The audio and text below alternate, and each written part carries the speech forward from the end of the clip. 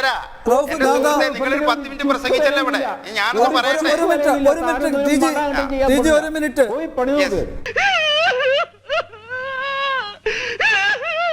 കുറയൂന്ന് ഞാൻ പറയുമ്പോ ഈ പോപ്പുലർ ഫണ്ടിന്റെ ഒക്കെ ദുർബലന്മാരുണ്ടല്ലോ, അവർക്ക് പിടിച്ചു നിൽക്കാൻ പറ്റില്ല എന്റെ മുമ്പില്. ദുർബലന്മാരാണ്, പെട്ടയ്ക്കും ഇങ്ങനെ കരക്കിട്ട മീൻ പോലെ. കിട്ടി, പലിശ സഹിതം കിട്ടി. 2 ഓലക്കിലോ വെള്ള തുണി എടുത്തോളൂ എന്നെ മൂടാൻ. ഇവിടെ ഇപ്പൊ പ്രസംഗിച്ച ടി ജി മോഹൻദാസിന് ധൈര്യമുണ്ടോ? ഒരു ഹോട്ടലിന്റെ പേര് പറയൂ.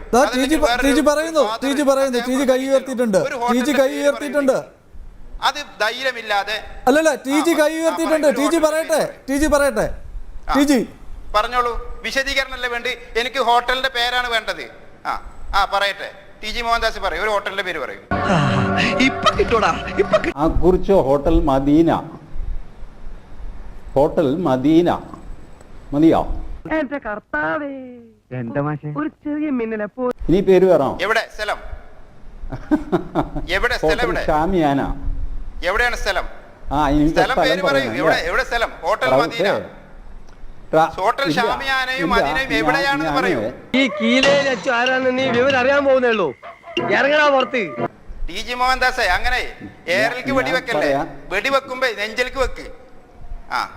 എന്റെ സുഹൃത്തെ, hotel Madina, hotel Annapurna, hotel Udupi, ഇങ്ങനെയൊന്നും പറയല്ലേ വേണ്ടത്. ധൈര്യമുണ്ടെങ്കിൽ, ഞാനത് വെല്ലുവിളിക്കാണ്, ധൈര്യമുണ്ടെങ്കിൽ ഇന്ന ജംഗ്ഷനിലുള്ള ഹോട്ടൽ മദീന, ഇന്ന ടൗണിലുള്ള ഹോട്ടൽ മദീന, ധൈര്യമുണ്ടെങ്കിൽ പറയും നിങ്ങൾ. ബേബിയുടെ ചോദിച്ചില്ലേ, ഞാൻ ഉടനെ മാറ്റി കൊടുക്കാം. റൌഫ് വെറുതെ ബഹളം വയ്ക്കുകയാണ്. നിങ്ങൾ പറയൂ സുഹൃത്തെ, ചർച്ച അലമ്പാക്കാൻ ബഹളം വയ്ക്കുക. നിങ്ങളൊരു ഹോട്ടലിന്റെ പേര് പറയും. എടോ, പറയാൻ നിങ്ങൾ സമ്മതിക്കല്ലേ? ഈ ഹലാൽ മട്ട് മുട്ടായി ഉണ്ടാക്കൽ തുടങ്ങിയിട്ട് ഇതിന് തീരുമാനമാക്കണല്ലോ. നിന്റെ വർത്താനം കുറച്ച് ഓവറാവുണ്ട് കേട്ടോ കുഞ്ഞിരാമ. ഒരു പൊടിക്കടങ്ങിക്കോ.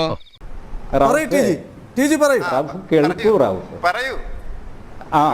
ആദ്യം സുരേഷ് ബാബു ഒരു കാര്യം റൌഫിനെ പറഞ്ഞ് മനസ്സിലാക്കുക. റൌഫ് പറഞ്ഞാൽ 3-4 സെക്കൻഡ് കഴിഞ്ഞാണ് ഞാൻ കേൾക്കുന്നത്. അതിനു മുമ്പ് റൌഫ് പിന്നെയും ബഹളം വെച്ചുകൊണ്ടിരുന്ന ആ റൌഫിന്റെ ബഹളം മാത്രമേ കേൾക്കുള്ളൂ. ആ മനുഷ്യനോട് ഇതൊന്നും പറഞ്ഞ് മനസ്സിലാക്കുക. അതൊന്നും എനിക്കറിയാൻ മേല.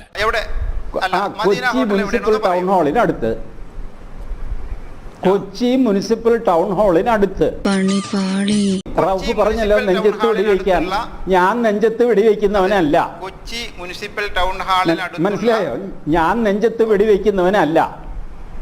എനിക്ക് ആ പണിയുമില്ല. റൌഫിനുണ്ടായിരിക്കും. റൌഫിന്റെ ഗ്രൂപ്പിന് അതുകൊണ്ട്. അത് ശരിയാണല്ലോ. ഭയപ്പെടുത്തുക. ഹോട്ടലിന്റെ പേര് പറഞ്ഞാൽ എന്ത് ചെയ്യും റൌഫ്? കയ്യും കാലും വിട്ടുവോ? പേടിപ്പിക്കരുത്. ഒരു കാര്യം പറയാം, ഞാൻ ആൺപിള്ളേരെ പേടിപ്പിക്കരുത്. ജാട ഇങ്ങോട്ട് ഇറക്കരുത്. മനസ്സിലായോ? അതിൽ ഞാൻ ഇന്ന് ഖേദിക്കുന്നു. ധൈര്യം ഉണ്ടെങ്കിൽ പേര് പറ. പേര് പറഞ്ഞപ്പോ എന്താ നിങ്ങൾ മിണ്ടാത്തത്? ഇല്ലല്ല, ചർച്ചയിലേക്ക് വരണ്ട. ആദ്യം ഇതിന് സമാധാനം ഉണ്ടാക്കണം. നിങ്ങൾ എന്തുകൊണ്ട് ഹലാൽ ഹോട്ടലിന്റെ പേര് ചോദിച്ചു? എന്താ നിങ്ങളുടെ ഉദ്ദേശം? കേരളത്തിലെ ഹലാൽ ഹോട്ടൽ ഇല്ലെന്നാണോ പറയുന്നത്? ഇല്ലെങ്കിൽ ഇല്ല എന്ന് പറയും. കേരളത്തിൽ ഒരൊറ്റ ഹലാൽ ഹോട്ടൽ ഇല്ല എന്ന് പ്രഖ്യാപിച്ചു. തന്റെ അളവുണ്ടോ?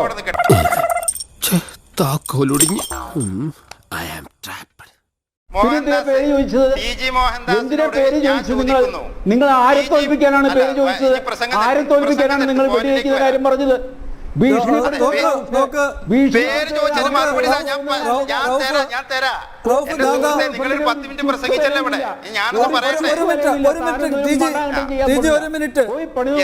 ജഗന്നാഥന് നേർക്ക് നേരെ നിന്ന് തല്ലുന്ന ആണുങ്ങളോടാ ഇഷ്ടം. മനസ്സിലായോ? ഹോട്ടൽ റഹ്മത്ത്, പിന്നെ ഹോട്ടൽ എം ഗ്രില്ല്, പിന്നെ അത് വാട്സാപ്പ് ചെയ്ത് കൊടുക്കുക. ഇഷ്ടം പോലെ വാട്സാപ്പിൽ മെസ്സേജ് വന്നോണ്ടിരിക്കുക. പ്രേക്ഷകർ അയച്ചുകൊണ്ടിരിക്കുകയാണ് റൌഫിനുള്ള മറുപടി. ഒരു ചോദ്യത്തിൽ ശേഷം നമുക്ക് വീണ്ടും ഈ ഭക്ഷണത്തിന്റെ വിവാദത്തിലേക്ക് വരാം. എന്താണ് ഈ ഹലാലിന്റെ സാമ്പത്തികമായ ലക്ഷ്യവും കുരുക്കും? മീൻ പിടിക്കാൻ പോകുന്നവരുണ്ടോ കടലിൽ കായലിലൊക്കെ? അവർക്ക് രാവിലെ ഒരു 100 രൂപ കൊടുത്തു കഴിഞ്ഞാൽ വൈകുന്നേരം 102 രൂപ തിരിച്ചു തരണം. ഈ 2 രൂപ പലിശ ഇസ്ലാം അനുസരിച്ച് വാങ്ങാൻ പാടില്ല.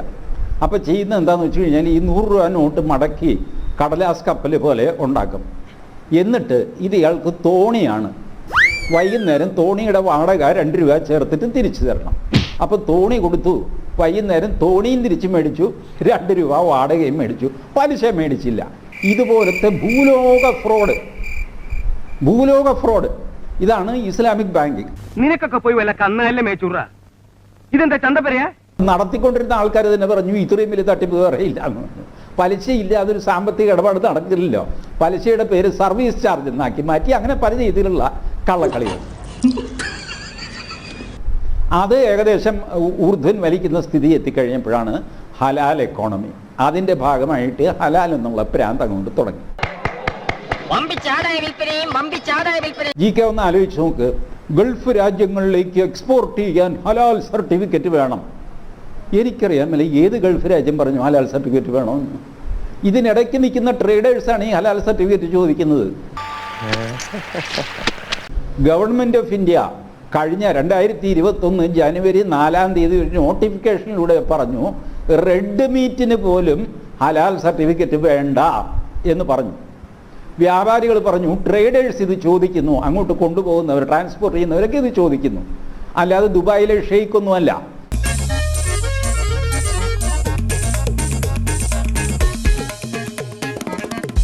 നമ്മളിവിടുന്ന് മല്ലിയും മുളകും മേടിച്ച് ചമ്മന്തി ഉണ്ടാക്കിയാണോ ദുബായിലെ ഷെയ്ക്ക് കഴിയുന്നത്? ഇത് പോകുന്നത് അവിടുത്തെ ഇന്ത്യക്കാർക്ക് വേണ്ടിയിട്ടല്ലേ. പപ്പടം ഹലാൽ സർട്ടിഫൈ ചെയ്യുന്നത് ഗൾഫിലെ അറബിക്ക് തിന്നാനല്ലല്ലോ. അറബി എന്താ കഞ്ഞിയും ചുട്ട പപ്പടമാണ് കഴിക്കുന്നത്? അല്ലല്ലോ, എൻ്റെ അറിവിൽ അതല്ല. അത് കഴിക്കുന്നത് ഇവിടെ ഇന്ത്യയിൽ നിന്ന് പോയ ആൾക്കാരാണ്. അവർക്കാണ് മല്ലി, മുളക്, ഉഴുന്ന്, പരിപ്പ് ഇതൊക്കെ ഹലാൽ അവർക്ക് വേണ്ടിയിട്ടല്ലേ ഉണ്ടാക്കുന്നത്. അവരാരെങ്കിലും ആവശ്യപ്പെട്ടിട്ടാണോ? ഈ ഇടയ്ക്ക് നിൽക്കുന്ന ഈ എക്കോണമി കൺട്രോൾ ചെയ്യുന്ന ആൾക്കാർ, അതിൻ്റെ ഗുണഭോക്താവാണ് ഈ നമ്മുടെ കേരളത്തിലെ പോപ്പുലർ ഫണ്ട് എന്നൊക്കെ പറയുന്ന ഏജന്റുമാർ. ഈ ചാക്കുട്ടിയോട് തട്ടിപ്പ് പരിപാടിയൊന്നും വേണ്ട. ചാക്കുട്ടി അറിഞ്ഞാൽ തൊട്ടിയാണ് തൊട്ടി. കുറച്ച് വയലൻസും കുറച്ച് കത്തി കാട്ടിയും തോക്ക് കാട്ടിയൊക്കെ ഭീഷണിപ്പെടുത്തിയൊക്കെ കാര്യം നടത്താമെന്ന് വിചാരിക്കുന്ന മൂടന്മാർ, അവർക്കും ഇതിൻ്റെ ഒരു ഹലാൽ സർട്ടിഫിക്കേഷൻ. അതിന് രൂപ എത്രയെന്നറിയാമോ? 60,000 രൂപ ആദ്യത്തെ വർഷം, പിന്നെ ഓരോ വർഷവും 30,000 രൂപ വെച്ച്, ഓരോ ഷിപ്മെൻറ്റിന് ഇത്ര രൂപ, ഇങ്ങനെ ലക്ഷക്കണക്കിന് രൂപ സമ്പാദിക്കുന്നു.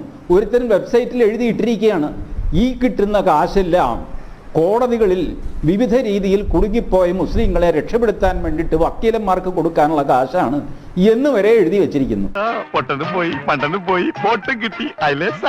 ഇത് കഴിഞ്ഞ് ഞാൻ ഈ ഹലാൽ ഹോട്ടലുകൾ കയറിക്കൊണ്ടിരുന്നു. ഞാൻ വെജിറ്റേറിയൻ ആണെങ്കിലും ഹലാൽ ഇറച്ചി സംബന്ധിച്ച് എന്തോ ഏർപ്പാടാണല്ലോ, എന്നെ ബാധിക്കുന്നില്ലല്ലോ എന്ന്. അപ്പോഴാണ് ഈ തുപ്പൽ പരിപാടി വരുന്നത്. ചോറ് വേണ്ട. ഇതില് പപ്പടത്തിൽ ഹലാൽ വരുന്നു, ശർക്കരയിൽ ഹലാൽ വരുന്നു, കൂറത്തങ്ങൾ തുപ്പുന്നു. കൂറത്തങ്ങൾ തുപ്പുന്നതിന് കുഴപ്പമില്ല. ആ വീഡിയോ പുറത്തു വിട്ട സുരേന്ദ്രൻ എന്താ ഗജ ഫ്രോഡ്. ആരാ തട്ടിപ്പുകാരൻ? ചോറിൽ തുപ്പിയവനാണോ അതോ തുപ്പിന്ന് പുറത്ത് പറഞ്ഞവനാണോ?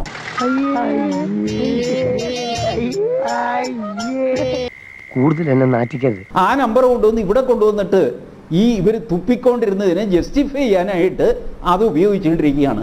അത് കയ്യോടെ പിടിച്ചു കഴിഞ്ഞപ്പോൾ വെല്ലുവിളിയും ഭീഷണിയൊക്കെയായിട്ട് ഇറങ്ങുന്നു.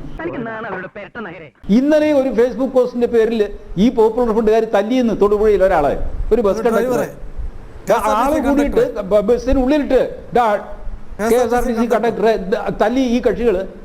ഫേസ്ബുക്ക് പോസ്റ്റിന്റെ പുറത്ത് മനോജ് എന്ന അയാളുടെ പേര്, ഇപ്പൊ റൌഫ് പേര് ചോദിക്കില്ല, പേര് പറ എന്നൊക്കെ പറയും.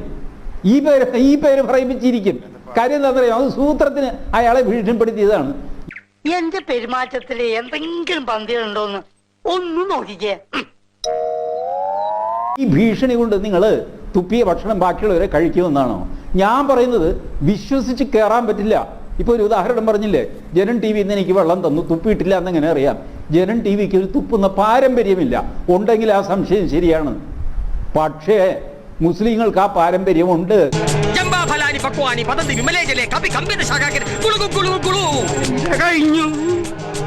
കുറയുമെന്ന് ഞാൻ പറയുമ്പോ ഈ പോപ്പുലർ ഫണ്ടിന്റെ ഒക്കെ ദുർബലന്മാരുണ്ടല്ലോ, അവർക്ക് പിടിച്ചു നിൽക്കാൻ പറ്റില്ല എന്റെ മുമ്പില്.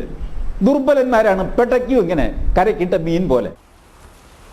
എന്നാൽ ഇവനെ സമ്മതിക്കണം, ഉരുക്കുപോലെ നിന്നുകള. അഭിമാനമുണ്ട് ഗോവിന്ദ, അഭിമാനമുണ്ട്. കിട്ടി, പലിശ സഹിതം കിട്ടി.